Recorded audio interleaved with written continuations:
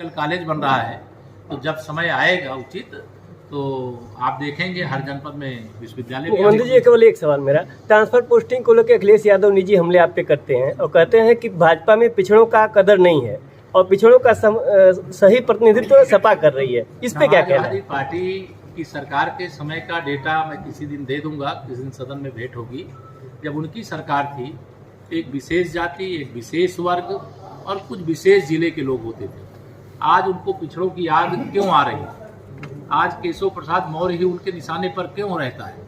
क्योंकि उनको लगता है कि उनको जब पिछड़ों को धोखा दे करके वोट लेते थे, गरीबों को धोखा दे करके वोट लेते थे, अब वह युग चला गया है। लोग जाग गए हैं। लोग प्रधानमंत्री नरेंद्र मोदी जी के नेतृत्व में जो देश का विकास हुआ है, देश में भारतीय जनता पार्टी का जो विस्तार हुआ है, उससे समाजवादी पार्टी समाप्तवादी पार्टी बनने जा रही है। प्रधानमंत्री और साजिशवादी पार्टी बनकर के उसने जो आचरण किया है इस बीच में, या साजिशवादी पार्टी बनकर के आचरण करने का यही हश्र होगा कि समाजवादी पार्टी इतिहास के पन्ने में। आपके विभाग में प्रधानमंत्री ग्रामीण सड़क योजना एक चल रही है, 100 किलोमीटर करीब यहाँ सड़क बननी है।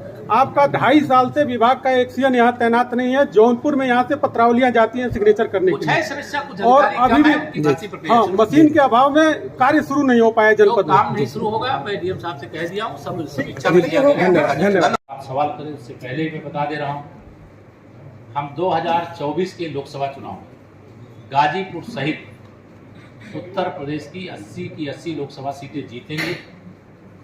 देश में 2019 में 300 पार का नारा दिया गया, तो वह जनता के आशीर्वाद से पूरा हुआ।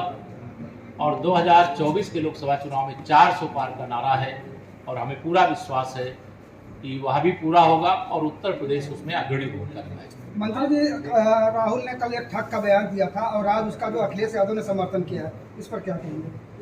देखिए, मैंने आपको बताया, लगता मेरी बात आपने ध्यान से नहीं सुना। जब से भ्रष्टाचार के ऊपर चोट हो रही है, तो उसकी चोट सबसे ज्यादा कांग्रेस को और समाजवादी पार्टी को लग रही है।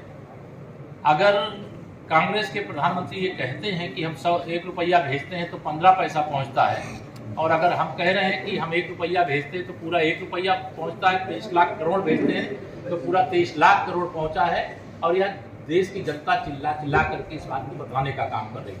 और श्री राहुल गांधी जी और श्री अखिलेश यादव जी 2017 में भी और 2019 में सब मिल करके चुनाव लड़ लिए हैं। जनता की अदालत में इनको नकार दिया गया है। 2022 में अहंकार से भर करके 400 सीट जीतने का दावा कर रहे थे, लेकिन जनता ने इनको विपक्ष के लायक समझा और विपक्ष में बैठाने का काम किया। और अभी स्नातक और शिक्षक एमएलसी के 5 सीटों के चुनाव हुए। 5 सीटों में से 4 भारतीय जनता पार्टी जीती और 1 निर्दलीय जीते। समाजवादी पार्टी आज उच्च सदन में विपक्ष के नेता का पद हासिल नहीं कर सकी, और जिस आचरण में चल रही है, जिस प्रकार का जहर फैलाने की कोशिश कर रही है, जिस प्रकार से समाज को बांटने का काम कर रही है, जिस प्रकार से कुछ का साथ गुंडों का विकास, अपराधियों का विकास, दंगाइयों का विकास करने का काम कर रही है, समाजवादी पार्टी की जो स्थिति उच्च सदन में है, विधान परिषद में है, आने वाले समय में उससे भी खराब स्थिति विधानसभा में हो जाएगी। केशव जी, कल समाजवादी पार्टी के राष्ट्रीय अध्यक्ष अखिलेश यादव गाजीपुर आएंगे, उससे एक दिन पहले आप आए, वो कल पूर्वांचल को संदेश देंगे, उससे पहले आप कुछ कहना चाहें? देखिए, उनका संदेश है कि सारे गुंडे एक हो जाओ, सारे अपराधी एक हो जाओ, सारे माफिया एक हो जाओ, और हमारा संदेश एक है, गुंडई करोगे तो जेल के ताले खुले हुए हैं और उनकी जगह जेल में है। वो अपराधियों, गुंडों, माफियाओं के भरोसे है, हम जनता के भरोसे हैं। केशव जी, इस बार प्रधानमंत्री जी ने मोटे अनाजों को श्री अन्न की संज्ञा दी है। किसानों के लिए क्या बजट में विशेष है? उत्तर प्रदेश की क्या तैयारी है? यह बहुत बड़ा कदम है।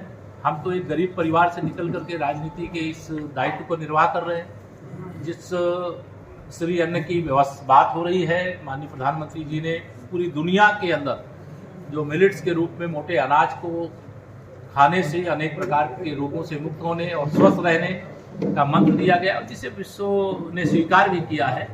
उसमें केंद्र सरकार ने अपने बजट में प्रावधान किया है, और उत्तर प्रदेश सरकार का बजट भी 20 तारीख से हमारा विधानसभा का सत्र प्रारंभ हो रहा है। और जब बजट आएगा तो उसमें वह पिक्चर साफ होगी, लेकिन जब तक बजट प्रस्तुत नहीं किया जाता है तब तक बाहर कुछ बोला नहीं जाता। नीति आयोग पहले लखनऊ का नाम बदलने की बात कही गई थी और अब गाजीपुर का नाम विश्वामित्र नगर करने के लिए ओम प्रकाश राजभर का जो पत्र जो है वायरल हो रहा है। नहीं, अच्छा है। ओम प्रकाश राजभर जी अगर कोई पत्र दिए, अभी मुझे नहीं मिला, अगर मिलेगा। मौर्य जी आज स्वामी प्रसाद मौर्य ने प्रधानमंत्री को भी पत्र लिखा है रामायण में चौपाइयों को हटाने के लिए, इसको किस नजरिए से देख रहे हैं? देखिए, आपको इस बात को समझ लीजिए कि स्वामी प्रसाद जी की कोई हैसियत नहीं कि कोई भी बयान दें या कोई पत्र लिखें। ये सब कुछ अगर कोई कर रहा है तो श्री अखिलेश यादव जी और सैफई परिवार कर रहा है। वो समाज की जो एकता है, समाज की जो ताकत है, उस ताकत से घबरा गए। ये लोग नहीं चाहते हैं कि गरीब को पक्का घर मिले, गरीब के घर में भी शौचालय हो, गरीब के घर में भी पीने का शुद्ध पानी मिल जाए, गरीब बीमार हो तो उसको दवा मिल जाए, अगर भूखा है तो उसको प्रधानमंत्री गरीब कल्याण अन्न योजना से राशन मिल जाए, उसको भी। इनके शासन में 3 घंटे बिजली में आप लोग भी जीते थे, लेकिन आज आपको 18 घंटे, 16 घंटे, 24 घंटे बिजली का जो अवसर प्राप्त करने का अवसर मिल रहा है। ये सुशासन का ही परिणाम है। अन्यथा भ्रष्टाचार की भेंट में सब कुछ चढ़ जाता था, कागज में सारा काम हो जाता था, जमीन पर कुछ नहीं होता था। समाजवादी पार्टी की सरकार का मतलब है डीएम और कप्तान हो, चाहे एसडीएम और सीओ हो, चाहे थानेदार और वीडियो हो, सबको इनके गुंडे निर्देशित करते थे। आज गुंडे भागे भागे फिर रहे हैं।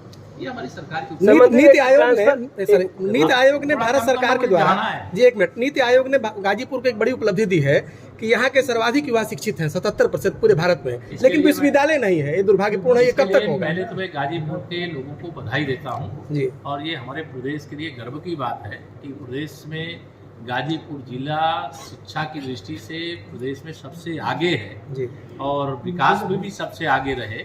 और सरकार की ओर से जब हर जनपद में एक मेडिकल कॉलेज बन रहा है, तो जब समय आएगा उचित तो आप देखेंगे हर जनपद में विश्वविद्यालय भी